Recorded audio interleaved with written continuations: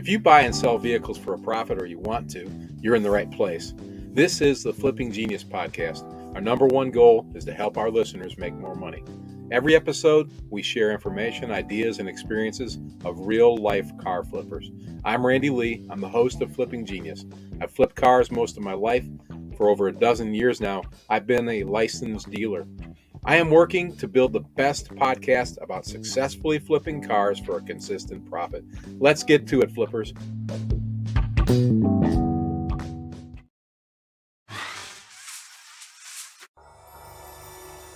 You're in Utah? Yeah, southern Utah. I'm right north of Vegas, so it's a little town. It's called Santa Clara, Utah. I'm like it's probably like an hour and 15 minutes north of Vegas now that I think about it, but it's just like 3 exits up right when you get into Utah. That's where I've been for the past 3 years. Uh-huh. Huh. How old are you? I'm 20. Yeah, you look pretty young. Okay. Yeah, I get that a lot. Yeah, I'm 20. I'm about to turn 21 though. Oh, then you'll be old. Yep. No. I mean, I'm pretty sure that's like finally when I'm actually old. So excited for that. I didn't know what you said. I said I'm just excited because I'm going to be a real adult once I'm 21. I can kind of do whatever I want to do, Yeah. It's been a long time. I've often said I've got shoes as old as you, and I probably do actually. That's probably true, because I keep lots of stuff. But I'll tell you what caught my attention is you said, and I quote, "I've done 148 cars in the past 2 years, and I've never touched an auction." And that's a pretty strong numbers. 148 cars. How are you going about that? Yeah, so I actually have a little different model. I know I'm in a car flipping chat. I started off flipping and I probably did 30 or 40 cars, mostly Subarus, mostly Japanese stuff. So like Subarus, Nissans,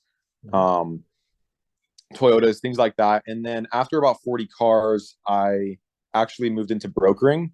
So, but I do a little bit different style of brokering. I met a lot of guys pretty young that like when I was pretty young and they own dealers around the area. Like I have a dealer in Vegas and one in Salt Lake. So I'll actually buy cars from private individuals and I will consign them at dealers and then we'll split, the margin on the car. So that's what I've been doing now. And I've done, I think about 85 cars that way and somewhere around 60, 65 cars just actually doing the traditional flipping style. Mm-hmm. Yeah, let me ask you, I call the podcast Flipping Genius, but it's kind of tongue-in-cheek. Yeah, no, it's a good name. It's a good name. I'm definitely not a genius. I'm pretty basic. So when you say brokering, can you explain a little bit more what you're talking about there? Yeah. Okay. So brokering, the reason why I prefer brokering as to owning a dealer or flipping cars is because flipping cars takes a lot of time, and my main source of income wasn't from flipping vehicles. So brokering basically is when you buy something and then you sell it, and you're just kind of like the middleman, and you're like negotiating the deal. And so normally you'll see like a car broker, like famous people or rich people will reach out to a broker and they'll say, hey, this is the car I want with the palette, like the colors, right, and the trim. And then the broker will go find the car and they'll sell it to the individual.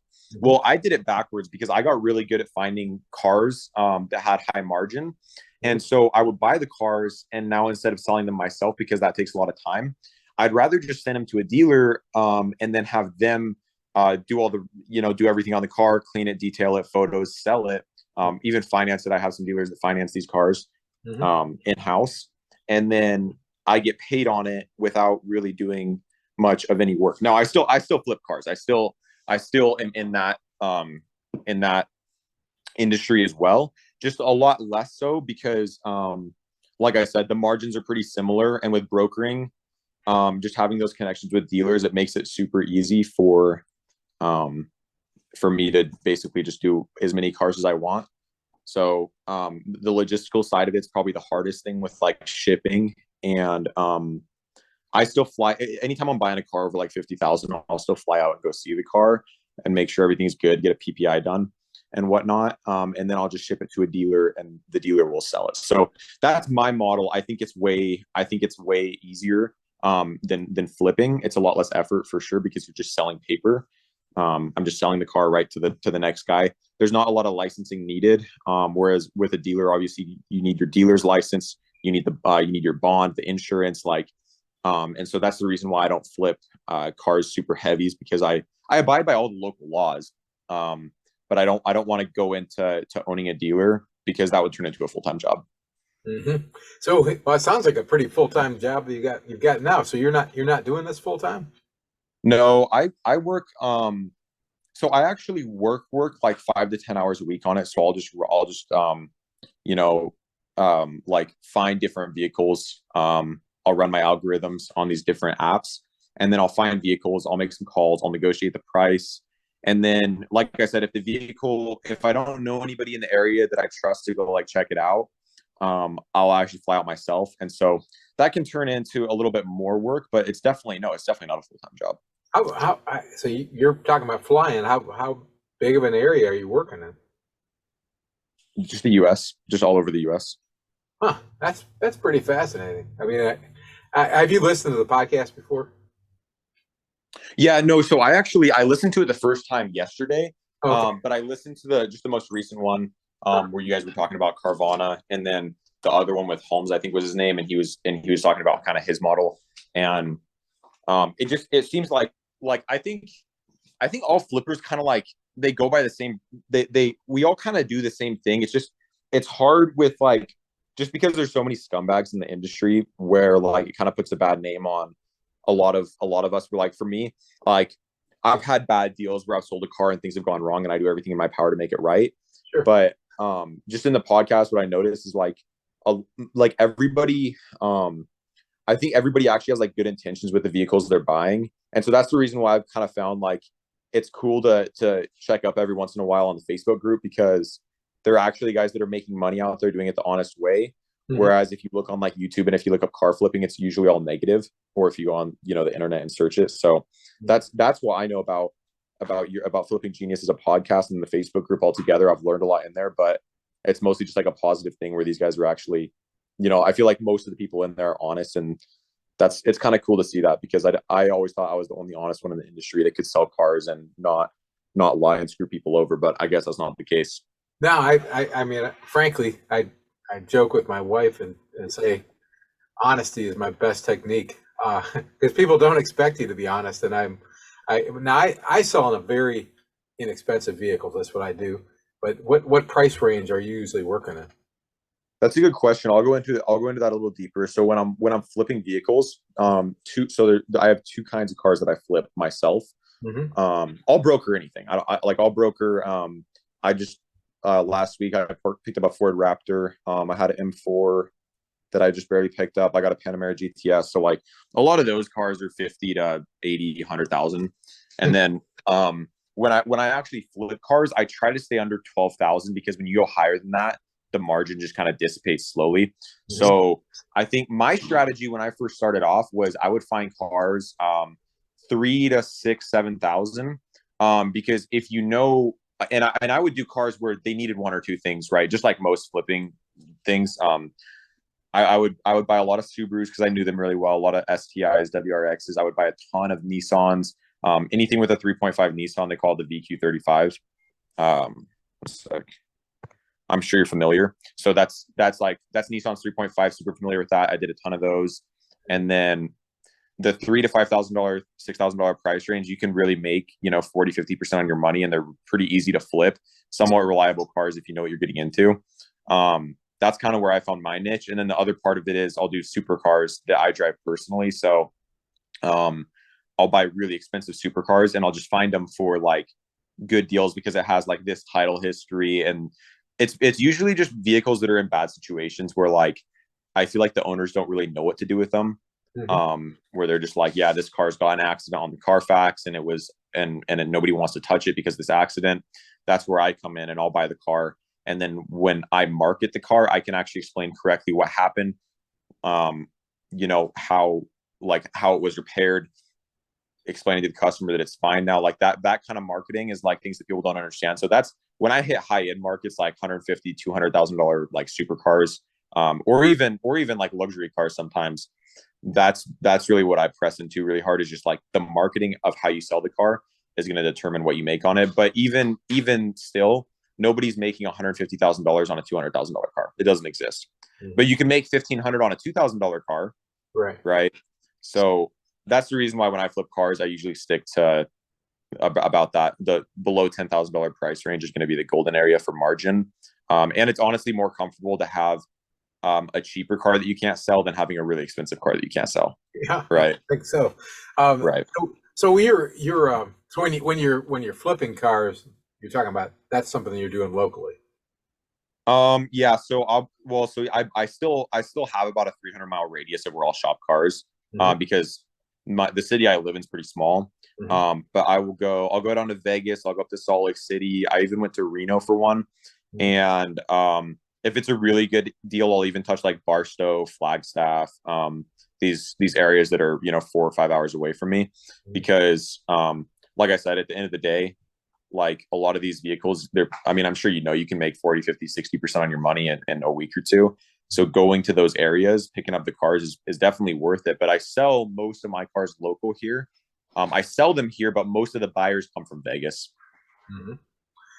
Now you most of the buyers are coming from Vegas. Are they individuals or are they individuals? Almost always. When I flip cars, I don't sell to dealers ever. Mm-hmm. I only sell to private individuals, and I'd say 60% come from Vegas, 10% are local, and the other 30% could be like Salt Lake City, like up there in Provo. I had a guy come from Denver for this STI. But most of the buyers are for sure from Vegas. And how are you dealing with because you don't have a dealer's license, and I do have a dealer's license. Oh, you do? Okay. I do, but it's not a Utah dealer's license. I have a Wyoming company, which I don't own. I'm the manager of it. And then underneath that, I have a Montana dealer license. So when I don't floor vehicles, by the way, everything I do is in cash. So when I'm not financing the car, it doesn't have to be in Montana. I just have to do all the title work in Montana. So, and the reason why I do that is because when I buy cars that are, and I'd say anything over 20,000, I don't want to pay sales tax on the vehicle. So I'd rather own a business that's actually functioning and that I can prove makes money, and title the car under my dealer in Montana. That way I can avoid sales tax, right? Because tax avoidance is encouraged, tax evasion is illegal. So I'm going to avoid taxes any way that I can. How long have you been doing this? I started COVID timeframe, so early 2020. I'd say I was about 17 when I first got into it. My first car, $1,200 Honda Prelude. Actually, I bought it for $700. I think I sold it for $2,000, but it was not worth $2,000. I'll tell you that. Yeah. Yeah, you've done a bang up job pretty quick. That's pretty interesting. How'd you establish this network of dealers that you're working with on the broker side? Yeah, so just here in town, it's kind of interesting if you look at like the demographics of St. George. It's a lot of older people. St. George, Santa Clara, Hurricane, all like the revolving cities. It's a lot of older people, but there's also a lot of young money here. And so I went and met with the owners of the dealers here locally. I'd done a couple cars at this time, maybe like 5 or 6 cars, and I made a couple $1,000. So I went to the dealers and I just got to know them. And the owner of the 2 biggest used car lots in town. When I say used car lots, these aren't like buy here, pay here lots. They're like actually pretty decent car lots. Mm-hmm. I met with them. I got to know them pretty well because I was mature from a young age, so I could like hang out with them. And then just by knowing them, I would call them and I'd be like, hey, do you know somebody for this, or you know somebody for this? And I just started collecting all these contacts. Right. Where like now I have a guy that I pay salary to that's a full-time mechanic that works on all my cars. Basically, he only works on my cars and then this other guy's cars. And I have a guy that does all my logistical work, so all the car shipping, all my insurance, everything like that. Which I'm actually here now opening my own logistical company that's going to be car hauling here in the next like 4 months. Right. I know all the dealers around here. I just got to know a couple of them I had this, I think it was actually my first supercar I did was a Lamborghini Gallardo, and it had a hole in the block when I bought it. And so I replaced the engine. I sent it up to consignment up at a dealer in Salt Lake City. And it was actually great. He made a lot of money. I made a lot of money. I kept that connection, super healthy relationship. And so now when I need stuff consigned, I'll send cars to him. Like I said, I got 2 here in town, but I have NDAs with them, so I can't say who they are.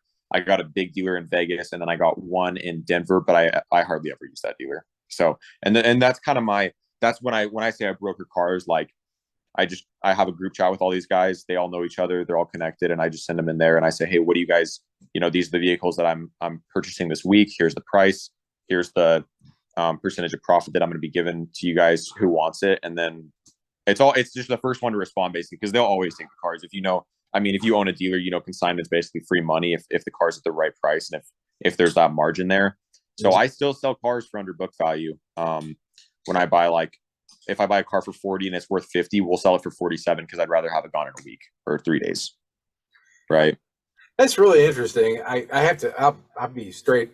Like Mom always said, be honest, that you don't have to remember what you said. And the fact is you're blowing me away. You're way over my head. I'm just straight up. I don't know about half the cars that you talked about. Because I definitely focus on a different market, but that doesn't mean we're heard in 67 countries now. Got 144 episodes of Flipping Genius and over 100 videos. A lot of it's me talking about what I do, which is I'm like a bottom feeder. That's really what I do. But I'm excited about having somebody like you, Asher, on in the car flipping forum, sharing what you've shared with us today. There's going to be a lot of people who will be interested in hearing more from you. So I love it if you'll continue to participate in the forum and of course share your ideas. It's a great benefit. I'm very impressed with how much smarter you are than me, and I've only been on the planet for a part of the time. Yeah, no, I do appreciate that though. I'll be a lot more active in the post here coming up because I might dive into this full time. I'm probably going to be open up a buy here, pay here dealer here, which is kind of interesting because I went and talked to all the local dealers and because I'm friends with a lot of the owners and I was asking them like what they make, and it's always the buy here, pay here lots. They make way more than anybody else. It's always them. They just do.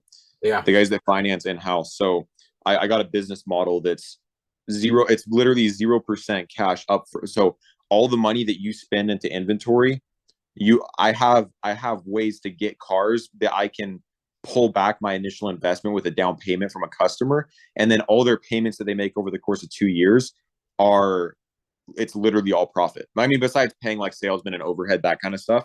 But that's kind of my next pursuit because I'm kind of capped at brokering right now until I build more connections because all my deals are mostly word of mouth and like 20% of them are cars that I'll actually find and negotiate the price down. So you said you own a dealer? Yes, I'm a licensed dealer in Alabama. Nice. And you do buy here, pay here? No, I do not. No, I do all cash deals. Oh, okay. Yeah, I no, we did have back in like episode 115 or something like that. I had a couple a guy on who's a big buy here, pay here trainer, and he does a podcast himself, a daily podcast on the buy here, pay here industry. I'm lost for a name right now, but that was quite insightful. It's not anything I've ever pursued. I'm just adamant against debt, and I don't want to encourage other people to do it. But I know it's a great business model, and I just personally I wouldn't feel comfortable doing the business, so I just don't do it.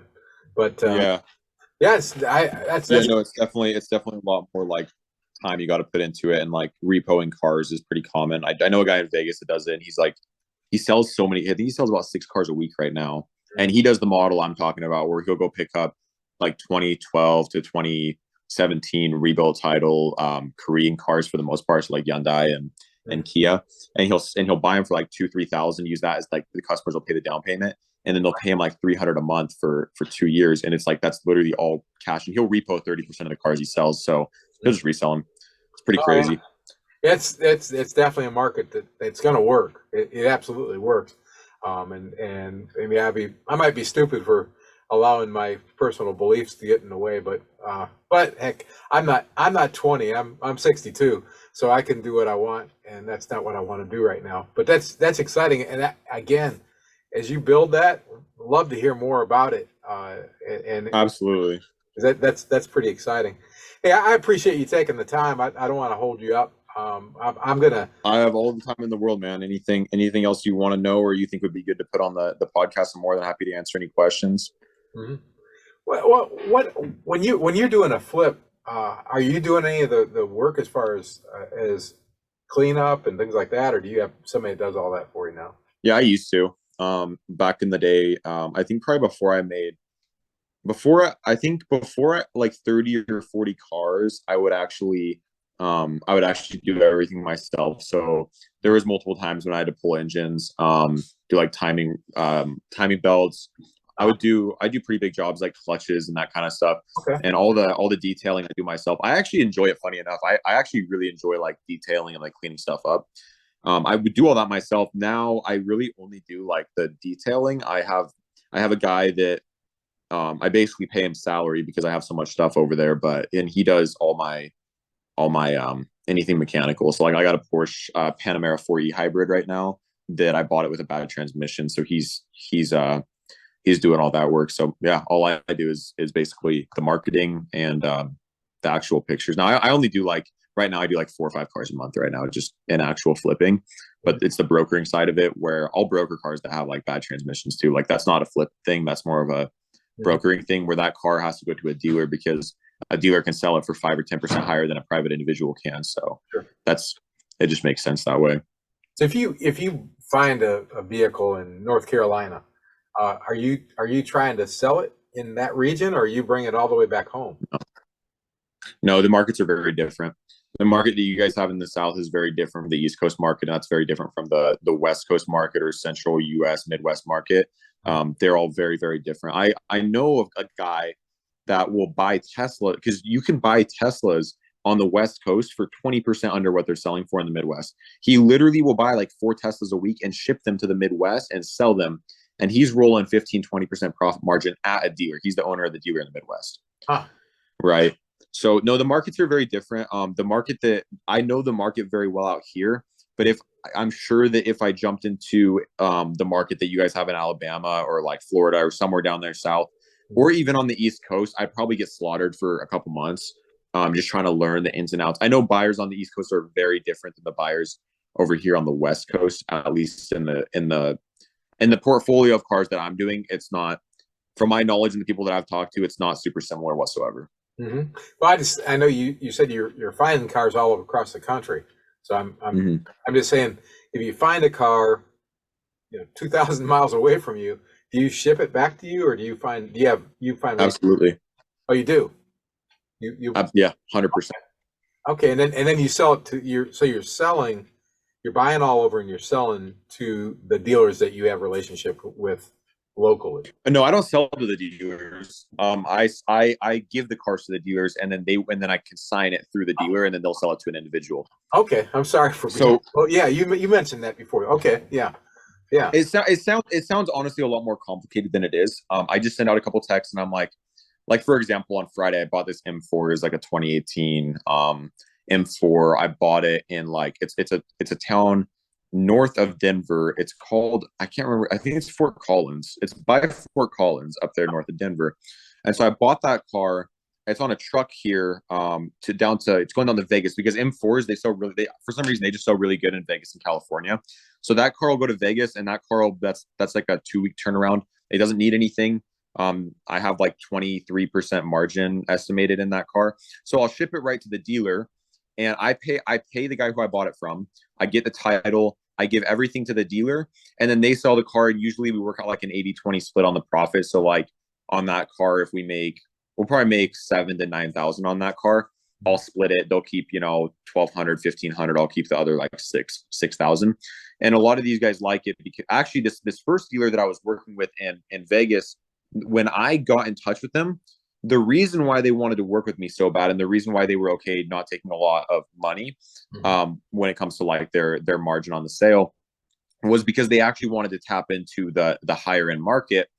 Not for any reason like when it comes to like how much money they're making. They were making a good amount of money. It was more because the owner's goal was to sell the dealership, and so he wanted it to be more like ritzy kind of.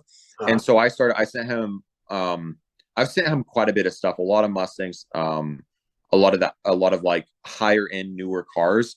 I sent him a Shelby too. And so when I work with a dealer like that, they will take that car all day long, and they don't care if they make $200 on it. They're desperate for these cars, especially in COVID times. I'm sure you remember, which I don't even believe the chip shortage was a real thing. People call me crazy for that, but I believe that it was all just like literally a sham, saying that dealers couldn't find cars. I think that was just them doing that to hype the market and push it up, because I don't know one dealer, and I know a lot of dealers. I don't know one dealer that had an issue finding cars. Not one. The reason why people were saying they had an issue finding cars was because the cars they were finding were overpriced. What the dealers didn't realize is the cars went up. The price that they were paying for cars went up 20%, but the price they were selling cars at also went up 20%. And so while they were all bitching about being able to find cars, I was sending them vehicles that had strong margin, and then they were taking those deals. So that's when I grew a really strong relationship with a lot of dealers because of that, because I could give them higher margin cars when they were all confused about like the market. It never fazed me. I don't know one dealer that actually had an issue getting cars, especially diesel trucks. I heard a lot about diesel trucks. I think that whole thing was, maybe it was different in Alabama, but here in Utah, there was no issues getting cars here. I saw a lot of empty lots here. That's insane. I wish that I would have seen the opportunity there, because I would have been shipping cars over by the freaking 9-car 18-wheelers like all day long. Wow. Seriously, I'm being dead serious. Business never slowed down over here when it came to cars. I know dealers in town that said they didn't have any inventory. They were running out of inventory, but I would go to their lot and they had 12 brand new diesel trucks there just ready to sell. Yeah, they definitely had shortages here.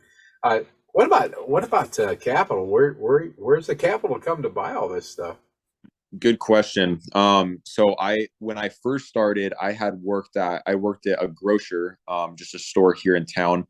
I was making like 15 an hour, and I'd saved up for about a year and a half. So I had I think I had 8 to 15,000 somewhere in there. I don't remember the exact number, but I had about $10,000.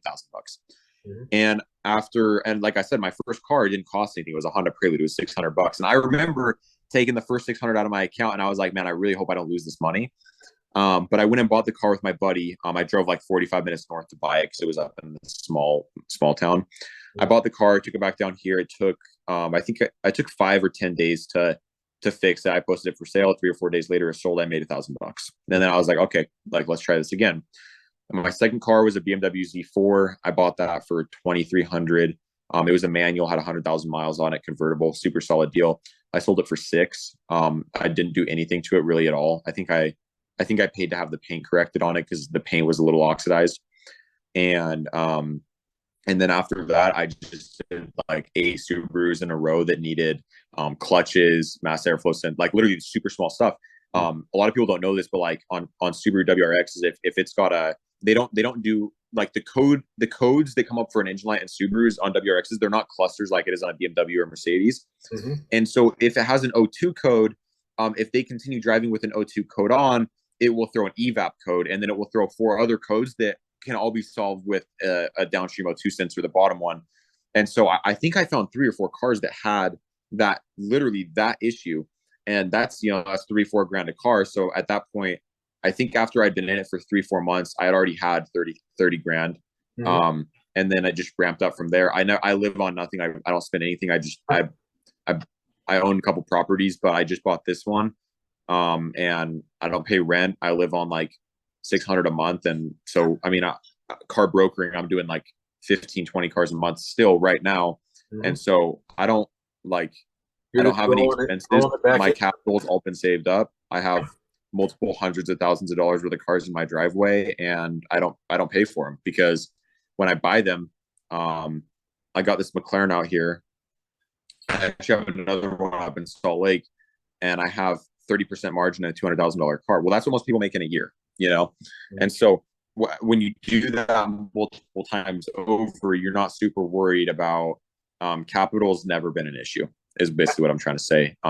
Except there have been one or two scenarios when I need to make a call and get some money. But both times when that has happened, I ended up not doing the deal because I'm scared to use other people's money. I'm scared to use debt. I carry zero debt. I don't have a credit. I don't use a credit card. I don't have a car loan. I'm a Dave Ramsey guy. I don't believe in debt. So all right. I was just at Dave Ramsey's place about a month ago in outside Nashville. Oh yeah, pretty fascinating. What a great story he is. I think that's part of why I don't want to do the buy here pay here thing, because I don't want to encourage anybody else to get into that mess. But what a fantastic story that is. Have you ever talked to Dave? That's a good point. I haven't really thought about that, but that's a really good point. I'll just take that one up with Dave. Yeah. Have you ever talked to him? The Dave Ramsey? I haven't. I wanted to go and fly out and meet him. I'm sure I could if I called. I know a guy that lives over there that says that he knows somebody that works with him, like his right hand man, basically they're friends or something. So I'm sure I could go meet him, but I would love to sit down and actually like run through that with him. I don't think he would believe me though, is the thing. Like even though I can show him everything, I don't know. Dave Ramsey, I feel like he'd be a skeptic if I talk to him about what I've been doing. He might be, but I would love to have him talk to you. I'd like to listen to that conversation, frankly. I know he's got an amazing facility in south of Nashville. I heard. I think he employs about 1,100 people now, and it's awesome. Blew my wife and I stopped there, and it just blew us away at how welcoming they were to visitors, and just telling the Dave Ramsey story, which he has helped so many people around the world, including my wife and I. And I'm proud of you that you're already on board at age 20, Asher. That's pretty exciting.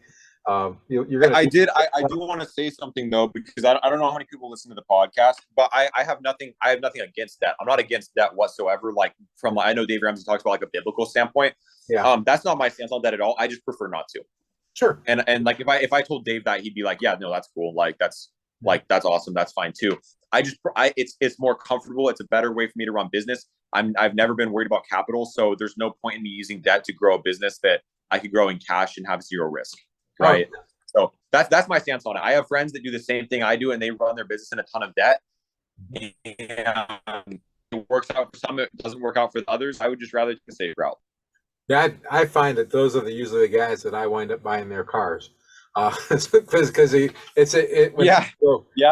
you're not using your own money, it's pretty easy to get in trouble. So yeah, you're definitely doing it the right way. Hey, I'm gonna let you go. I know I got a warning on my screen saying I'm running out of time, and I'm cheap, so I just use the free Zoom. So we're gonna I'll have you on an upcoming episode, and I'll look forward to seeing you share more on the car flipping forum, and reach out to me anytime if I can help you in any way.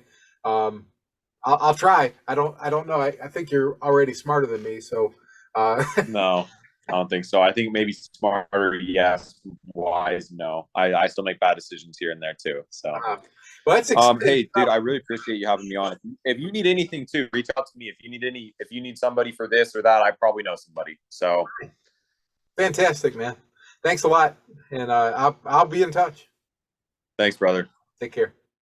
Well, that was cool, wasn't it? I want to thank our guest Asher Crosby for sharing his time with us on Flipping Genius this week.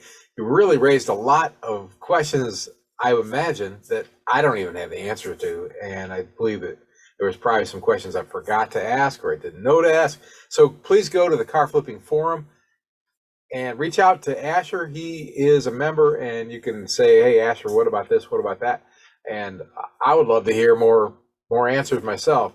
I apologize that I didn't think of everything I could have, but I tried to spend our time together wisely and hopefully open some new ideas. I love the ideas about consignment, brokering, as Asher mentioned, some really innovative ideas, and obviously some wise business ideas from a very young man. Uh, the buy here, pay here concepts that he mentioned. Love to hear more about that, and I think it could be a better opportunity for us to hear about it through the forum than even on the podcast. And if we think of enough good stuff, maybe we'll have Asher back on for another session. And thank you so much. Thanks for listening to Flipping Genius. I appreciate you, and I invite you to come to the website, become a Flipping team member, a Flipping partner, or a Flipping champion. I invite you to subscribe so you can see bonus material. And please subscribe to the Flipping Genius YouTube channel. Share us with your friends. Tell everybody you know, hey, that's how we grow this thing. Let's work together. Let's make some money. Let's all become Flipping Geniuses. Hey guys, when you go to www.flippinggenius.com, FlippingGenius.com, this is the first thing you're going to see, is an opportunity to learn more about Flipping Genius and an opportunity to partner with us, either as a team member, a partner, or a champion. Check it out. Our goal is to help you make more money. This is one of the ways we do it. I hope to hear from you soon.